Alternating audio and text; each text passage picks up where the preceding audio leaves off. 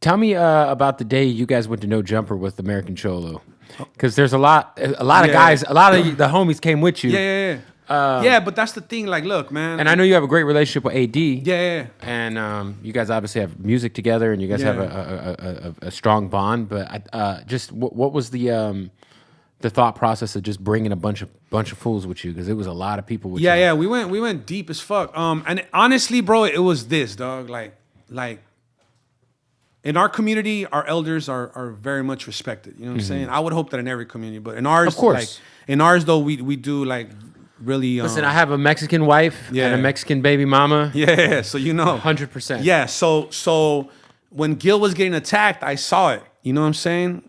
I saw it, and I knew the history behind it, so I could stand behind him. You know what I'm saying? You knew the context. Yeah, I knew the context exactly how it was, right? So he calls me, and I could hear it in his voice that he's looking for some kind of like I don't want to say help because I don't want to make him sound weak, but he was looking for a friend, dog. You feel what I'm saying? Somebody to stand beside him that had a validity out here that can really speak up on shit, that's been there, done that.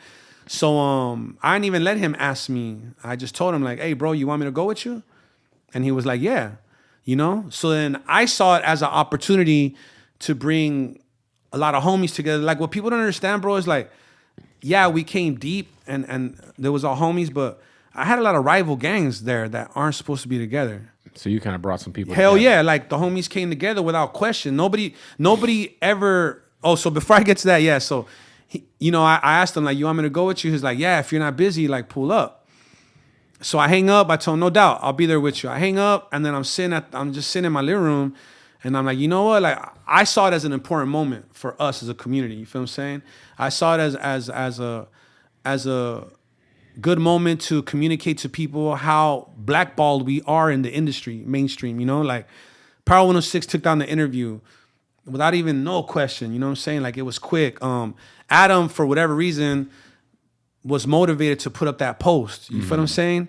And then now one of our elders that has a positive voice in our community, whether you believe in what he says or not, he's not bringing nothing negative on the community, you know what I'm saying? He's not making our people look unruly or uneducated, you know what I'm saying?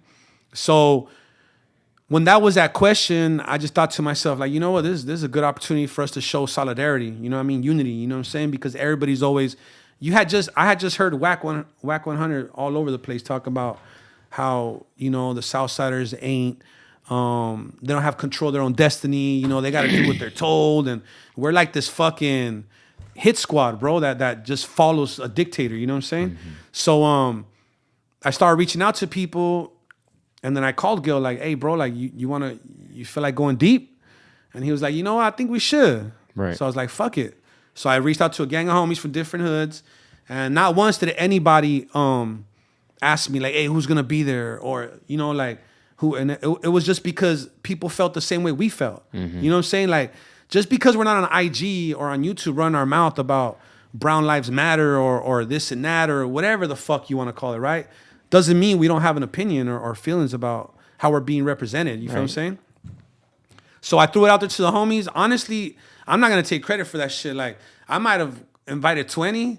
The other 80 came on their own through word of mouth. You feel what I'm saying? Then people started calling me and, hey, what's going on? We'll pull up.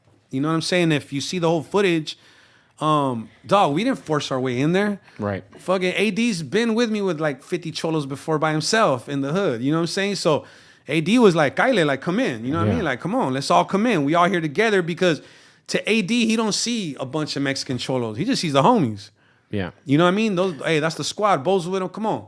You know what I mean? You know, it's so interesting because I thought that the interview you guys did was dope because it was at a time when I felt like the unity of black and brown people in Cali, in LA needed to be kind of illustrated. Yeah. And I feel like you and AD's conversation. Yeah, but that's what happens when you get like two real street dudes. And I got to be honest with you, like I had no idea like until maybe like I've been out here since 2017, and I didn't understand like I wasn't raised out here, so I don't know the history between the black and brown community historically in LA is like a pretty divisive one. Yeah, it is. Because in Arizona, where I'm from, the blacks and the Mexicans, my whole life have just been homies. Yeah, you know, yeah, I grew up. definitely. I grew up in a heavily Yeah. Mexican area. All my best friends are black or Mexican, and everybody always got along. Yeah. So you know, I know that there was like a few things that had kind of led up to you guys doing that interview, and you know, I felt like a necessary moment to have with AD and you and you know him and you know, I think it didn't, to me it didn't feel Well, like, to me, it was a representation. Like, if look, dog, I don't just see things for the layer that is presented to you. You know what I mean? Right. I always see things in layers. I see things like from 1/10 to 2/10 to 3/10. You know what I mean? Everything comes with fractions. You feel what I'm saying? And if you see the fractions of that day, bro, like it's clear as day. You know what I'm saying? There's people that only give a fuck about views and ratings, and there's people that give a fuck about the human side. You know, Right. there's people that are currently living in a virtual world, and there's people that still live in reality. You feel what I'm saying? So, but I think it's important for like LA.